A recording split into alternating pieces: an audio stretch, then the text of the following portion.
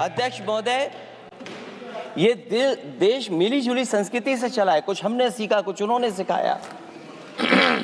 और जो लोग ये कहते हैं कि हम सबको बराबरी का हक देते हैं, अभी कुछ दिन पहले ईद निकली है अध्यक्ष महोदय, वो परंपरा रही है, न केवल मैं जाता हूं बल्कि कोई दल का नेता ऐसा नहीं न जाता हो उस कार्यक्रम में शामिल होने।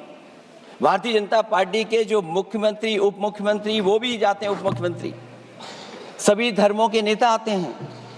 लेकिन पता नहीं इस बार क्या साजिश थी, षड्यंत्र था कि वहां पर कुछ पाबंदी लगी हुई थी।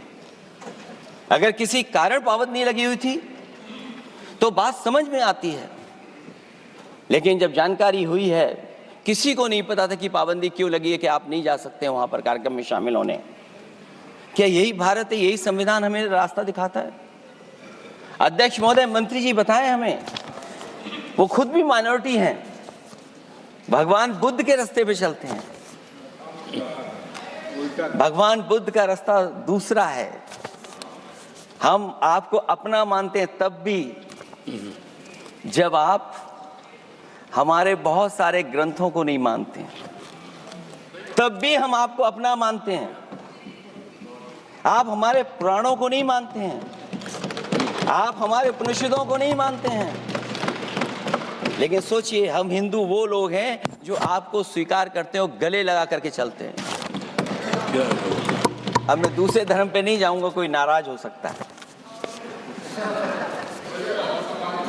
मैं दूसरे धर्म के बारे में नहीं जा सकता, मैं केवल यही बताता हूं। और मैं उत्तर प्रदेश में अध्यक्ष जी जहां से आता हूं, मैं अपमान नहीं कर रहा हूं, मैं सच बोल रहा हूं।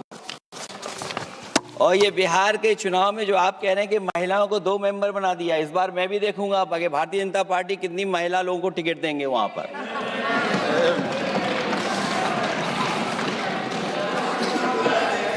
अध्यक्ष महोदय, भाजपा जब भी कोई नया बिल लाती है तो वो अपनी नाकामी छुपाती है। भाजपा वाले मुसलमान भाइयों की वक्फ की जमीन चिन्हित करने की बात कर रहे हैं, जिससे महाकुंभ में जो हिंदू मारे गए हैं या खो गए हैं उनको चिन्हित करने की बात पर पर्दा पड़ जाए। अध्यक्ष महोदय, मुझे खुशी इस बात की कि हमारा धर्म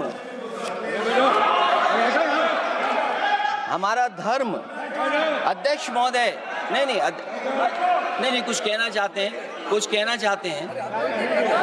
नहीं प्लीज, उनको अलाउ नहीं किया। अध्यक्ष महोदय, कुंभ में आस्था सबकी है, कोई ऐसा नहीं जिसकी आस्था ना हो। और कुंभ कोई पहली बार नहीं हो रहा था।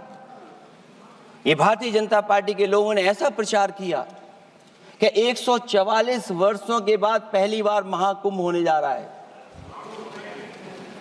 और लोग निकल पड़े। सरकार ने कहा कि हमारी तैयारी 100 करोड़ की है, लेकिन तैयारी 100 करोड़ की भी नहीं थी। जिस तरह लोगों की जान गई है वहां पर, सरकार ने खुद स्वीकार किया अध्यक्ष महोदय के 30 लोगों की जान गई है।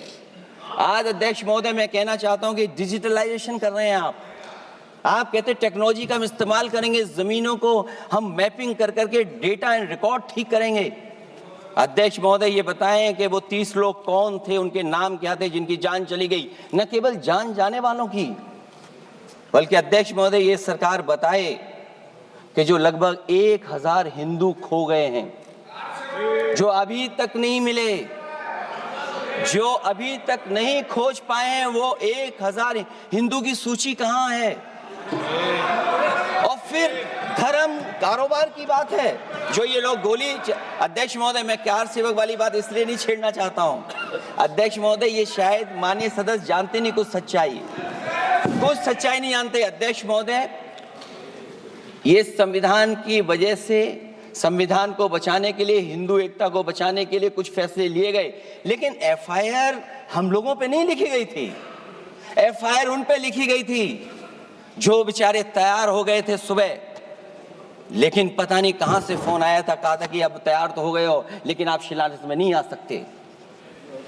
बहुत सही। इसलिए बात को इधर से उधर नहीं में ले जाना चाहता हूं। अखिलेश जी जरा वक्त पे भी आ जाओ। अच्छा, वक्फ पे आ रहा हूं। नहीं, वक्फ पे अध्यक्ष इसलिए आ रहा हूं क्योंकि वक्फ समझने के लिए भारतीय जनता पार्टी की सोच क्या है। और ये अध्यक्ष महोदय जब ये कह रहे हैं कि इससे कारोबार होगा, अध्यक्ष महोदय, धर्म की चीजों से कारोबार नहीं हो सकता। हमारे उत्तर प्रदेश के मुख्यमंत्री जी ने भी कहा कि कारोबार होगा। वो 30 की गिनती में उलझे हुए हैं, जैसे 30 मार खाए वो। कंफ्यूजन। उनसे पूछा कि जान कितनी गई, वो 30। उनसे पूछा कि कारोबार कितने का होगा, 30 गुणा 10,000 करोड़। सोचिए, कुंभ हमारा क्या कारोबार की जगह है? और फिर उसका कौन नापेगा, कैसे नालाएगा? और फिर हमारे माननीय मंत्री जी कह रहे हैं कि जमीन, चाहे वो रेलवे की हो, चाहे वो डिफेंस की हो, वो भारत की जमीन है। मैं भी स्वीकार करता हूं कि रेलवे की जमीन भी भारत की है, डिफेंस की भी जमीन भारत की है। क्या डिफेंस की जमीन नहीं बेची जा रही मंत्री जी? अध्यक्ष महोदय, क्या रेलवे की जमीनें नहीं बेची जा रही हैं? अध्यक्ष महोदय, केवल यहां तक नहीं, कितना हस्तक्षेप होता है। वक्फ भी भारत के, इसीलिए तो कहीं ना कहीं वक्फ की जमीन से, अध्यक्ष महोदय, माननीय मंत्री जी बताएं, और मुझे उम्मीद है कि जब जवाब देंगे तो बताएंगे कि वक्फ की जमीन से बड़ा मुद्दा वो जमीन है जिस पर चीन ने अपने गांव बसा लिए हैं, लेकिन कोई बाहरी खतरे पर सवाल बवाल न करे, इसलिए ये बिल लाया जा रहा है। और माननीय मंत्री जहां से आते हैं, जिस प्रदेश से आते हैं, कम से कम ये तो बताएंगे कि वहां कितने चीन ने गांव बसा लिए, घर बन गए हैं।